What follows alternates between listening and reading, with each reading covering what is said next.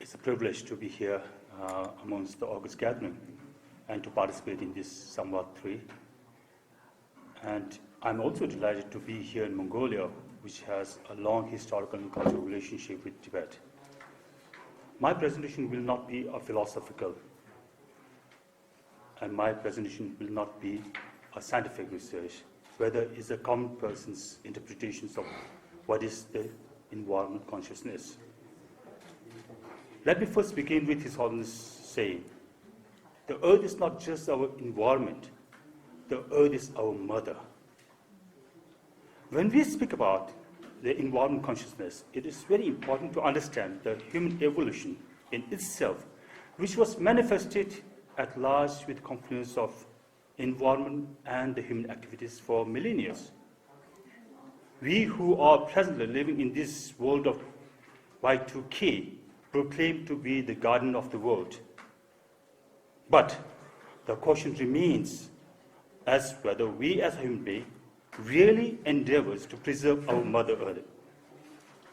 People of all faith distrust and tend to respect Mother Earth to the highest epitome, but the respect remains merely emotions, the inclination of preeminence by excellence.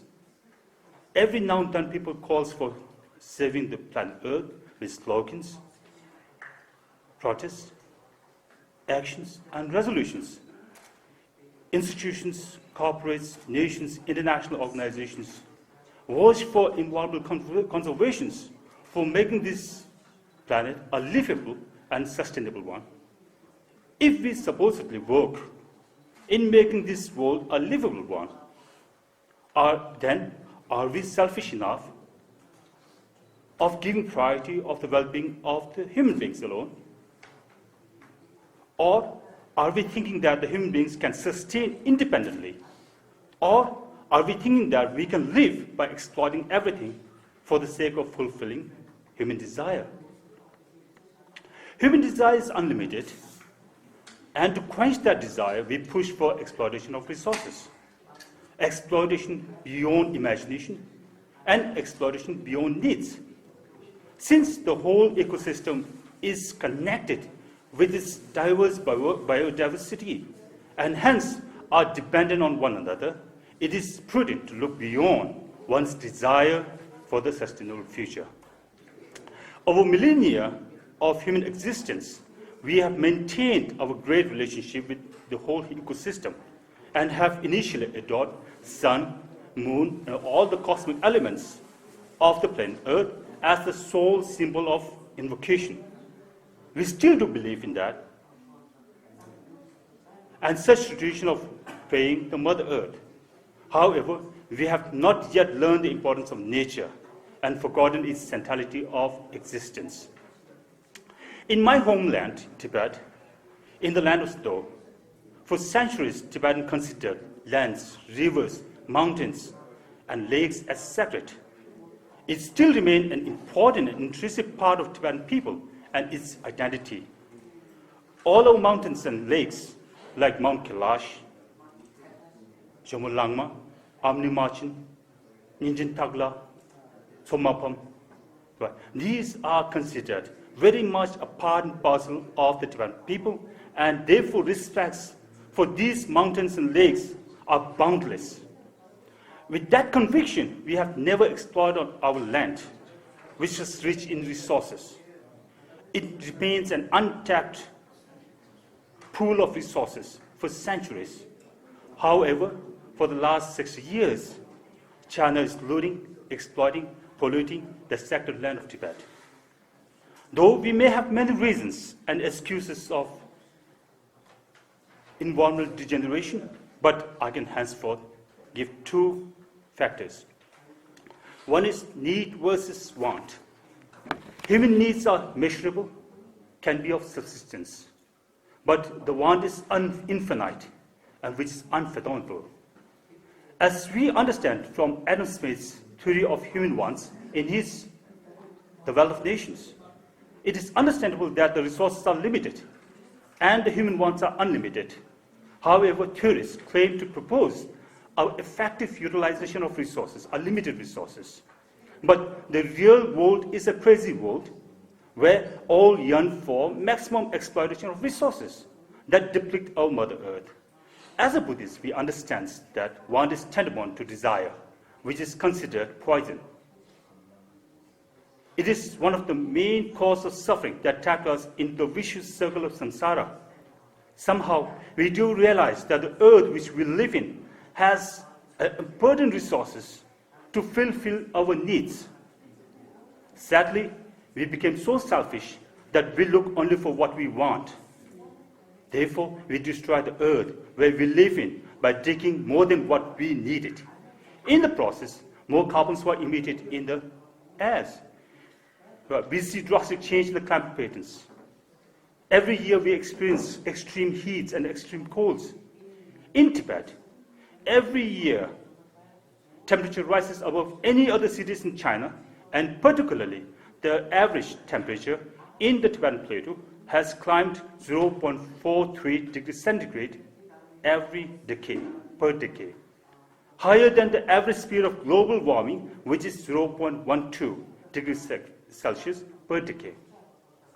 The rapid rise in temperature on the Tibetan plateau has colossal impact globally, as it led to the melt of glaciers, which was stored for millennia. Second one is nature versus economy. Every nation, whether it be a capitalist or the socialist, believe that they inherited the legitimate right over using the land, sea, or air without any external interference. Territorial sovereignty at present is at the height of nation-state discussion.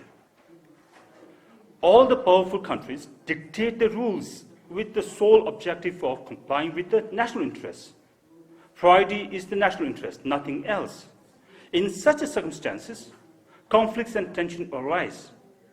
Competitions and race are the only way to succeed, rather than the collaboration and the cooperation. In such a race, we incline to overlook the importance of nature by destroying it intentionally or unintentionally. Since the emergence of the Industrial Revolution, we accelerated the modernizational drive with an unanticipated pace. Now we have more buildings, towns, cities, industries than forests, lakes, and mountains. Earlier, we used to witness deep forests with a plenty of flora and fauna. Now, we have concrete jungles with the high-rise buildings and the motor cars, which largely contribute in the carbon emissions. As a fact check, we can state that the human now inhabited only around 10% of the world's land. And we build roads, highways, farmlands, with the rest 80% of entire land. Then we can confidently say that the human now inhabited 90% of the world's land, leaving only 10% for wilderness. Over the years, economy is the priority. And in order to build the economy, one neglects and rejects the importance of nature. We have an idea that environment is important, but intend to look for prosperity and wealth. We compromise the nature of the economy, compromise the nature with the economy. Those big nations have long understood that the cost of environmental degradation is costly and irreparable.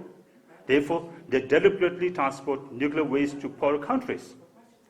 Such practice of transporting debris of collateral environmental damage is still undergoing. Though many countries are now open to sustainable economy and eco-friendly economy, so much of disasters were done to the nature. Many people understood that the world in which we live in has given us so much, but we treat the world with disgrace. We never thought of complimenting the nature for the gift of our life. We snatched many lives and extinct beyond our imagination. It is with that craze for economy and wealth that repress the importance of nature.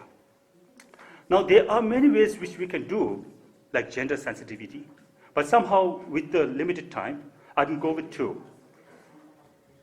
That is building environmental consciousness. It is important to subdue greed want, and desire. But we can minimalize through different mediums. Different faiths can play a vital role in cultivating human minds with contentment and to appreciate the greatest of it. It is also equally important to engage non-believers, which has a large portion of humanity. How can we exploit nature, which there is a chain reaction, and the results are not favorable to the humankind?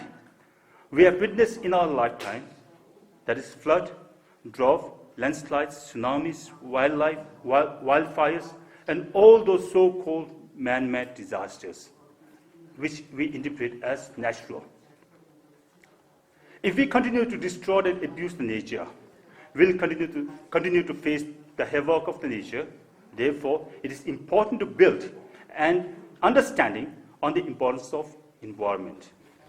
Second was the promotion of sustainable development. Priority needs to put on maintaining sustainable growth and sustainable development. It is the most viable solution for the human race to survive and sustain in the future. Every nation, every corporate, every leaders, every civil societies, every masses must promote sustainable development. It is timely and the most rational way of living. It will therefore pave a way for a sustainable future. Lastly, I will conclude with the words of His Holiness Dalai Lama. It is our collective and individual responsibility to preserve and tend to the environment in which we all live. So with this, may we all work closely and collectively to preserve the environment, not just for this generation, but for future generations. Thank you.